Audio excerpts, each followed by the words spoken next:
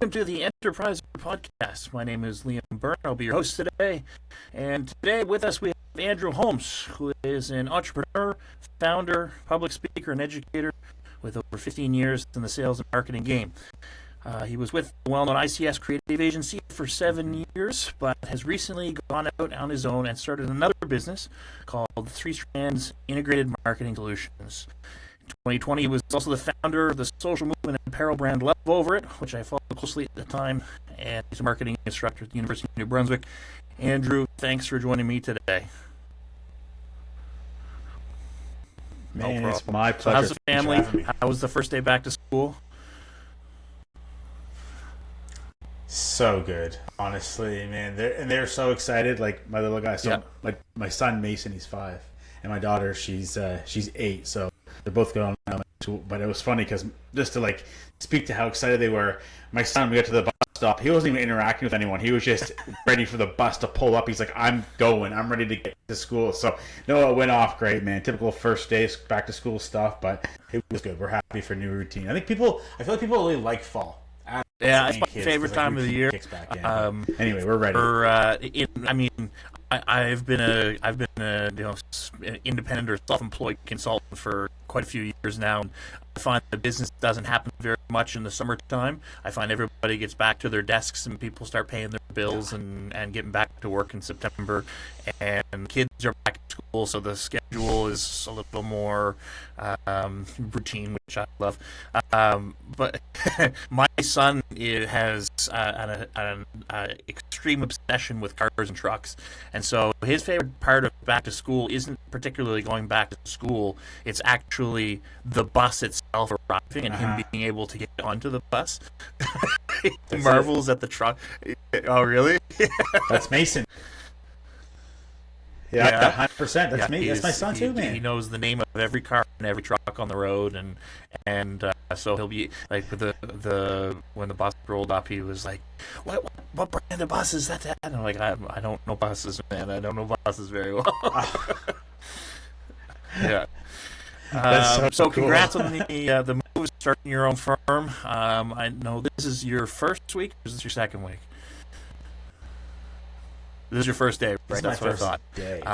You nervous at all? Yeah. Not really. Yeah. Only probably because there's so many things to do.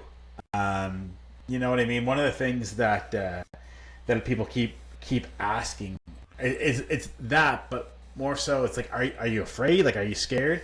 And you know what the weird thing is that I was more afraid of staying, and I mean this, it's kind of cliche, but I was more afraid of staying where I was than I am to go in this direction. It was at that point, right? And not that my ICS where I was at previously was bad in any way, shape, or form. It was just that I knew I was being pulled out to do this. That I knew if I was to just stay put, I was just denying myself all to come. So anyway, I'm more excited than I'm afraid, for sure. Very although cool. That's figure awesome, out. Awesome attitude. I want to talk more about Three Strands, but I do want to talk about Love Over It a bit first. That was definitely an emotional journey for you in the beginning, I recall. Tell me about how Love Over It started. Yeah, absolutely. And Love Over It started in I would say a very unique way, mostly because it wasn't a brand or an organization that I sat down and drew up the way that I drew up Three Strands or any other business that I've had. Three Strands was really just a response to, Love Over It was a response to what was happening in the world, and I felt called to kind of speak into that. So basically how it started, and it's a very long story, but just condense it a little bit. It all happened around the time of when George Floyd died. Everyone remembers that. In 2020. And basically everyone's noticed all these videos going around online, and you see all this public outrage. There was, riots happening in the streets and all kinds of debate online. Anyway, at the time, a lot of people in the Maritimes, because I'm in Quispamassis, in New Brunswick, and a lot of people were like, I feel for that situation. I understand it to a degree. a lot of pain and hurt, but it's over there is how a lot of us just felt. Like it's like, oh, up here in Canada, we don't really feel that. But then I remember, right? Then a couple of days had gone by, this was kind of escalating, and I saw this video online, I think it was on Facebook, that someone had shared in the Moncton area, which is like an hour and a half up the road from me, there's a group of peaceful protesters, walking through downtown Moncton, and this guy was screaming out the window like these aggressive racial remarks. Like, I'm not going to repeat them all, but you can only imagine, use your most colorful imagination. He was saying these things towards a group of black people, right? And I was like, damn, like that's really close to home. And then I got thinking, well, at the time my kids were even younger than they are now, obviously. I think they were like 2 and 5 at the time. And I thought, well, someday my kids will probably get to deal with this. And it's not that even that it wasn't even that my kids may deal with racism. They may. They're not like I'm half African American myself. That means they're like a quarter or whatever. My son's dark. My daughter really isn't. So you may not be able to visually recognize that on them. But either way, if they don't come up against racism, I thought they're going to come up against some kind of bullying or intimidation. That's just, the world is just full of that, where people are constantly trying to knock you down, all this stuff. So anyway, I took to my phone, I made a video that said, hey, basically, Mason and Malia, this video is for you. You're not old enough to watch it now, but someday you may watch it, and I'm sharing it on Facebook so that people, may watch it and be inspired themselves. And my message to you is, when these things happen, your response is going to be to love over it. And I'd never thought of that term before. I never even pre-planned this video. I just took my phone and I just said it. And it stuck. Like, a lot of people saw the video, a lot of people reached out. I don't know that it went viral, but it went like semi-viral. Like, people just really started to engage with it, and it was just this really cool thing that people were buying into. You know what? Yeah, you're right. We don't have to necessarily let people talk down to us, and we don't have to retaliate the way they do. We can actually put love over that situation, and remember that our value is an internal one, and it's. I say this to my kids to this day, right? I'm like, someone can tell you that you are, dumb, useless, whatever, and someone can tell you you're really valuable. Which is the truth? I mean, it's based on their perspective, right? So it doesn't. Let's just ignore what they say. What do you say about yourself? That kind of thing, right? So anyway, fast forward a whole lot of steps, and basically, I said that love over it. People really liked that I said that. I wonder if we can turn that into something. And we ended up turning into, I'm wearing my love over it shirt right now, actually turning into a brand. We sold, I think it was $9,000 worth of t-shirts. Yep. They didn't look like this. They were a different style. We sold $9,000 worth in like a week or something. Gave all that money back to organizations, that supported causes similar to that. Then we pivoted that into an actual brand, where I was posting content on a continuous basis, just speaking into that subject. We continued to create more apparel. This shirt is actually one where I partnered with the CHL on. So when the Memorial Cup was in St. John, Love Over It was a partner for the CHL in the Memorial Cup, and we gave all the junior hockey players that came into town received this shirt. And what else did I do? And then also that brand moved into me doing a lot of different public speaking. So I've keynoted at a few different places on this subject. So yeah, that was that brand, and I recently shut that brand down 2 or 3 months ago to make room for 3 Strands. So what's your take? How was your take on being in the apparel game? Because I once one of my TikTok channels went viral. Like, I got a couple 100,000 followers, and I was like, I'm gonna start selling merch. And it was, I sold merch, but it was a lot more competitive than I thought it was going to be. Moving merchandise was a lot harder than I thought it was going to be. I would say that my experience was that. I would say that I've seen a lot of people fall into that. And I'd say the reason for that is because the barrier to entry into selling a t-shirt is so low. Like, anyone can, with any technical knowledge, can load up I can't remember what I was using, Printful, or there's all these third-party printing platforms that you can use, and I was using one of them. I was also getting printing done locally, and so there's all these things. So yeah, it's easy to kind of get going in a sense, but you're right, it is hard to scale.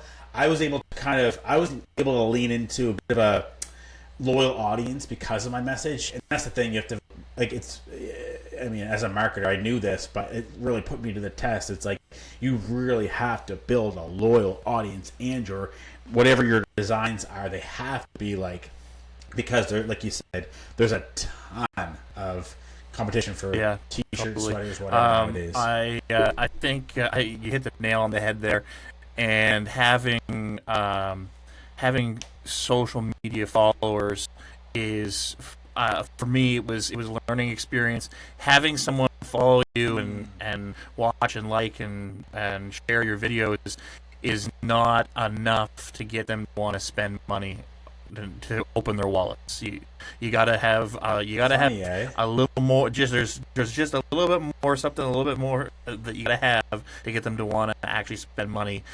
They'll follow you to the moon and back, but when it comes to the wallet, you have to have that, like you said, that message.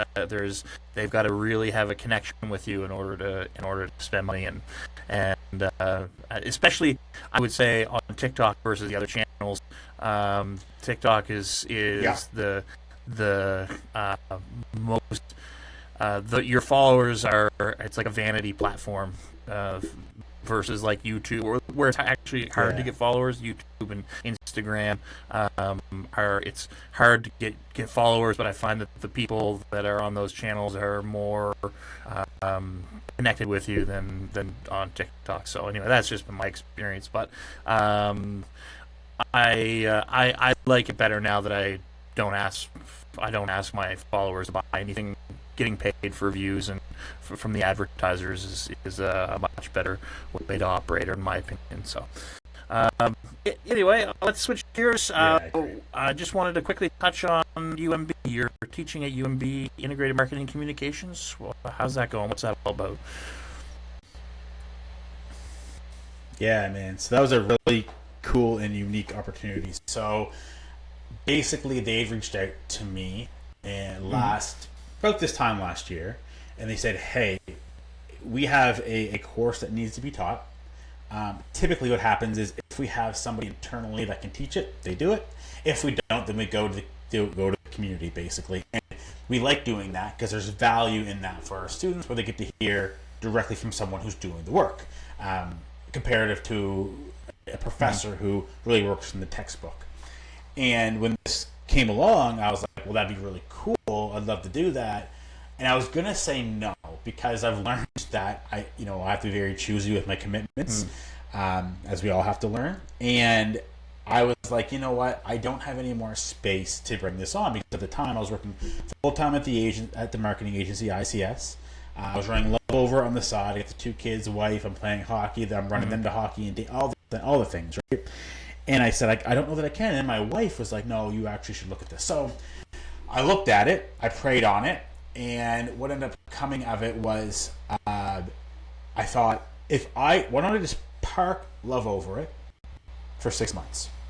If I can park it, I'll still fulfill orders. I'll still do things here and there. I won't aim to grow it. And I'll use that time to now move it into UMB. So that's essentially what I ended up doing.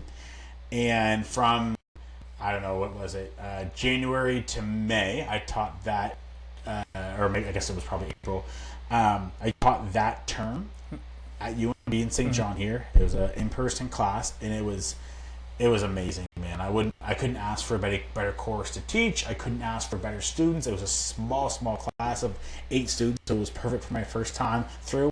I got to create the whole curriculum myself, do my own thing, took them on field trips. It was like, I knew I was gonna like it, man, but I really enjoyed it. So what types of things? Yeah, what was the subject of the course? What were you teaching?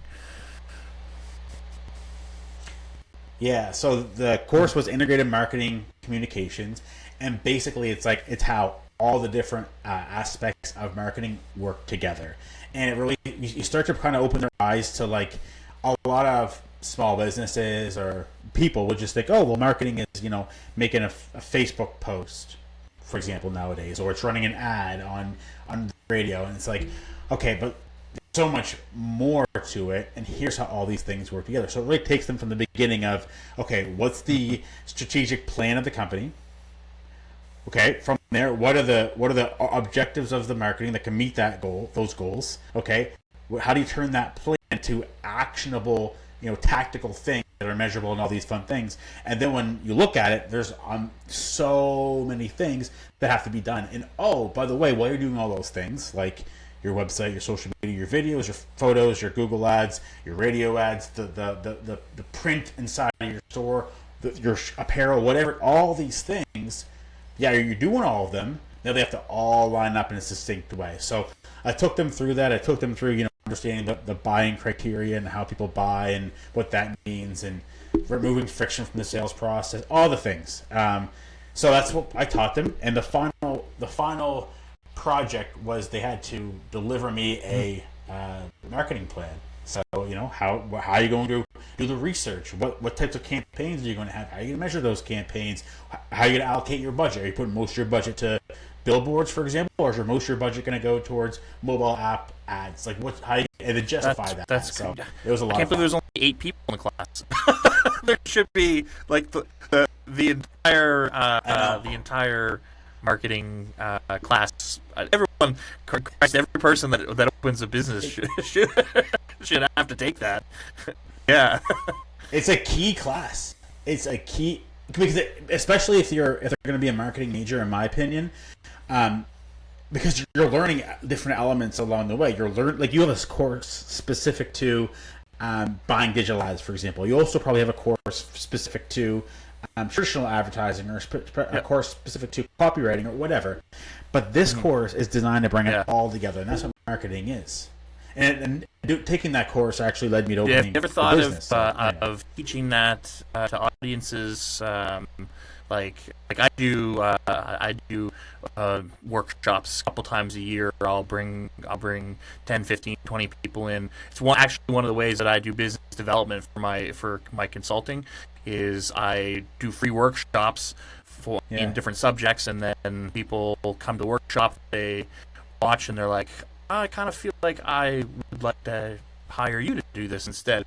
I'd like to know how to do it, but I think I'd like to hire you. So it's a business development thing for me, but I also like getting in front of groups of people and doing teaching, so I do free workshops. Have you ever thought about teaching that as a standalone workshop where you bring your own people in and maybe charge $20 or maybe do it for free or for whatever? Yeah. I haven't actually thought about teaching that course, although if I did, it'd be amazing because I have all the content ready, obviously. But teaching and workshops and speaking, definitely I have a strategy around that. It's part of my life that I've kind of been developing over the last couple of years. So right. I really enjoy we're on the topic of marketing, so let's dig into your new business, 3 Strands. Hit me up with your value proposition in a nutshell. What is 3 Strands? Mm-hmm. Well, it's simple as this. Enormous amount of small businesses really they struggle with marketing. Some of the things we already talked about, reasons why being it's a social media post marketing. There's more to that. So an enormous amount. I've been working with small businesses for the better, like I said, 15 years, but really better part of a decade. But anyway, and what I've noticed is just that they aren't sure what to do and where to go. And marketing is the last thing that small businesses tend to outsource. They tend to take it on themselves. But there is a tipping point where these owners are realizing that they don't know they're the experts, and they don't have the time to do it. So it's just that I'm allowing them to focus back on the whole thing about you focusing on what you do, and I'll do what I'm good at, that kind of thing. That's essentially what it's going to be. So taking all my experience from the last 15 years and the stuff I learned from UMB and running my own businesses, and saying, okay, I'm coming in to your business with an owner's hat on, saying, how do we get you to wherever it is you want to go with your business, and what's that marketing plan going to be? So that's the first thing, is setting up the marketing plan, where again, small businesses typically do not have that. They're just responding to the market, and they're just delivering their services, but really pushing their business to a growth point. They don't have the systems in place. So I'm going to establish that system with them. Then that's the first kind of service I have. Then for a smaller segment of that market, there will be some that will hire me to implement that strategy. And that's where the fractional chief marketing officer or fractional CMO service comes into play, where you essentially, instead of paying, I think on my website's listed that the average cost for a chief marketing officer is $144,000 or something like that. So instead of paying me that or some variation of that, you pay me a fraction of that. And then you get a fraction of my time, but you get, all of my expertise and all those things, which is actually a great thing for a small business because you likely don't have enough work for me to do full time anyway. So that way I can have, 3 clients doing great work for them instead of just one at a full time rate. So that's essentially the. I love the term fractional CMO. It's like I had an agency for years called Traceway Communications. Would be, I guess, similar or comparable to ICS in that it provided full suites of digital services. This was totally something that we ended up providing, that I ended up doing eventually, especially for retainer clients. Like they would hire us for something and it would turn into that, because most small businesses, because our core client were small business owners, and so we'd be hired to create a digital marketing funnel for them.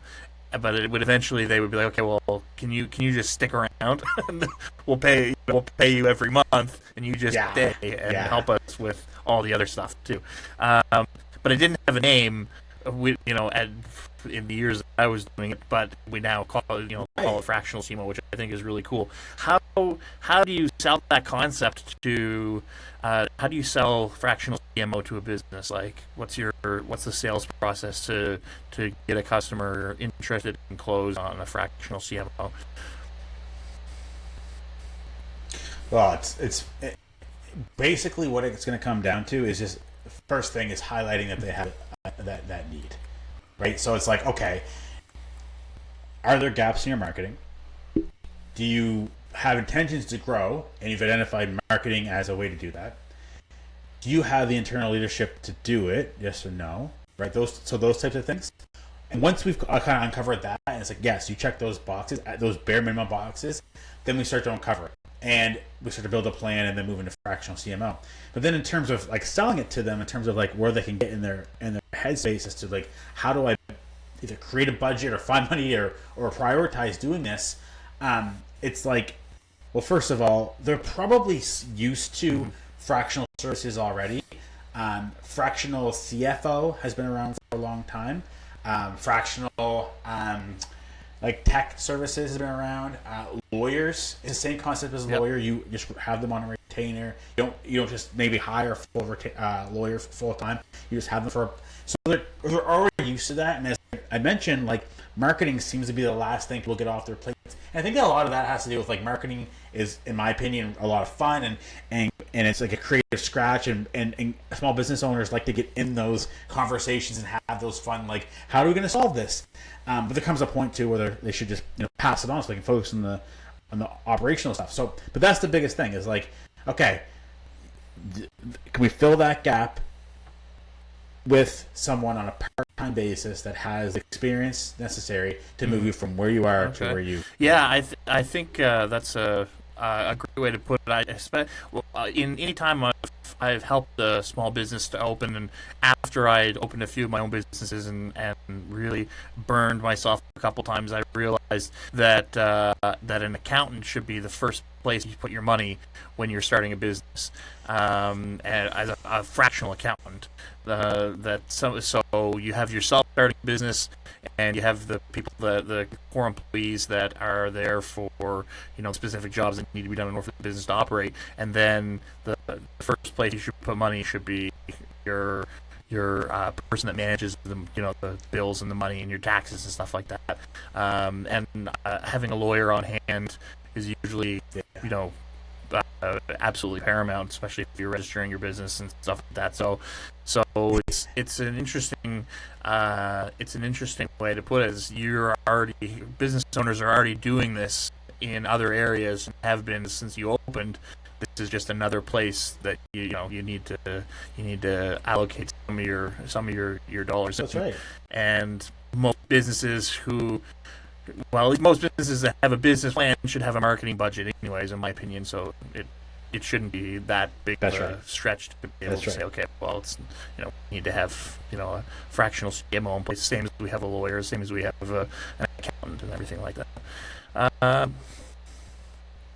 Well, that's right, and it's lower risk too, because it's like, first of all, I maybe this isn't the great way, but this is the way to put it in people's minds. Like I used to always say, especially at the agency, it's like I'm easier to fire, right? If I was a full-time payroll employee, it's hard to get rid of me. It can be hard to get rid of me. But if I'm an expense to the business, I mean, I refer to it as an investment as well. But you know what I'm saying? Like it's like that contract comes up, or we're not meeting expectations. Okay, then we can part. And totally. I'm going to be less expensive. So what's the majority of your client acquisition coming from? Referrals, networking? You're going to run Google, Facebook ads, do a marketing funnel. What's your plan there?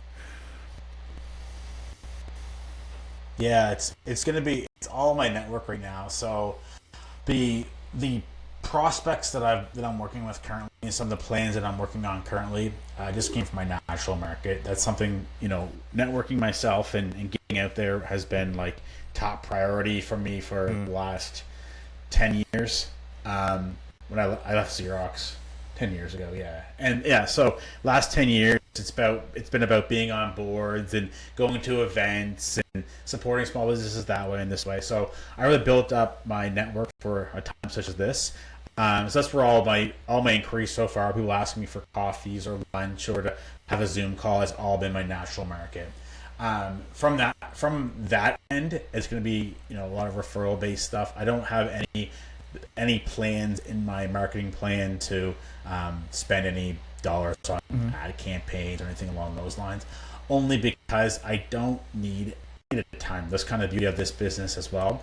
I can get 2 projects a month, and up to 3 to probably be fine CMO clients every 6 months or every year, and I'll have enough money to make me sustain my lifestyle. So I don't need a ton of volume. So this was something I was curious about. So are you also going to be providing a suite of marketing solutions? Like I see, like, okay, so a client retains you, and they retain you as fractional CMO, but one of the things in your plan is that they need web dev done.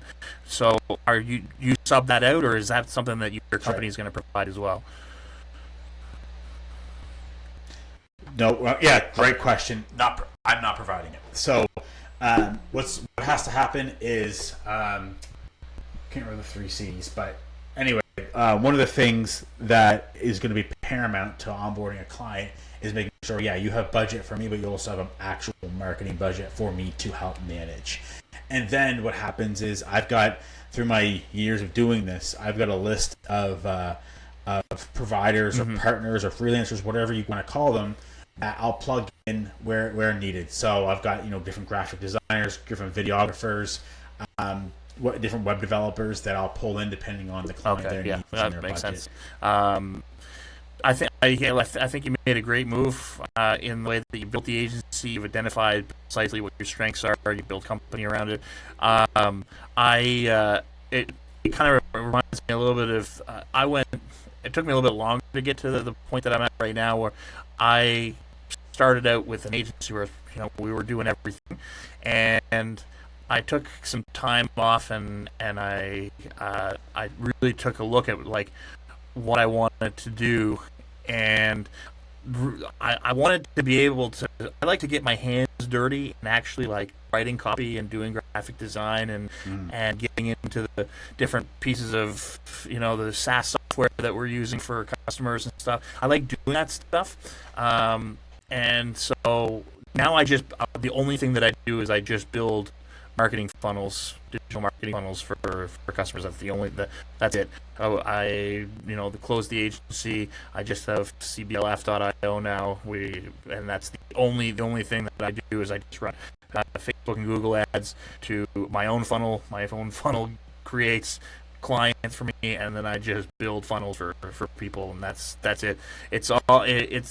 and Oh, it's awesome. to achieve what you wanted to achieve, which is, I don't need a lot of customers to maintain my lifestyle, and I get to do the main thing that I really like doing, which is for me is just sitting in front of a laptop and building funnel. Like I when I had the agency going, I would take that from whoever was supposed to do it, and I would be the one that ended up doing it every time. Yes. Whereas everything else, I'd just be like, push it off to whoever needs to do it. Mm-hmm. And I was like, why am I doing all these other things when Yeah. I really I like doing this, so I'm just going to do it myself.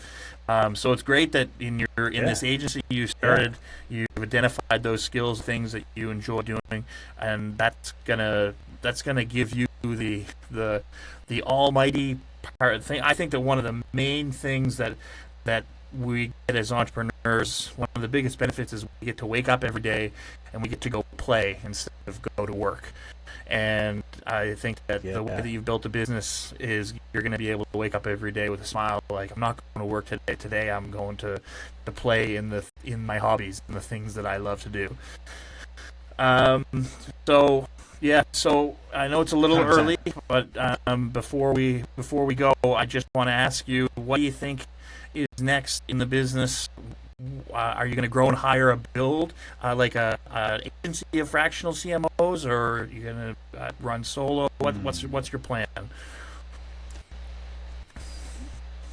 Such a good question, and it's okay. So it's funny the way you question that is so good, because I thought you were going to say are you gonna grow it and build an agency, and my answer to that would have been, I don't think so. That would be I'd be very surprised if someday in-house providing all of the services. I see what that's like, and there's a great value for it. I think I like this angle more. But then what you actually asked was, am I going to grow an agency of fractional CMOs? That's a very good idea, and that's something that has entered my mind. And I think that that's a higher probability of happening, because if I build my process out and I'm providing good value, and there's demand to see this service grow and there's more clients, and I can't do it, I think the logical thing would be to plug other CMOs into this process and build off of what I've already built as far as reputation and all those things. So that would be a more likely thing. It's not in my 3 or 5 year plan to necessarily do that. I'm more so really loving the idea of just it being me right now, and not having to manage other people right now, and just working with the client and their team. But that's a very good possibility that I end up maybe cool. You foreshadowed that. Well, Andrew, I really appreciate you joining me today. I think you've given me a lot of cool stuff to think about, and the listeners too. I wish you all the best of luck, Godspeed, and God bless with your project, and we'll keep in close touch. All right, Andrew, have a good day. Thanks, brother. I really appreciate it. You too.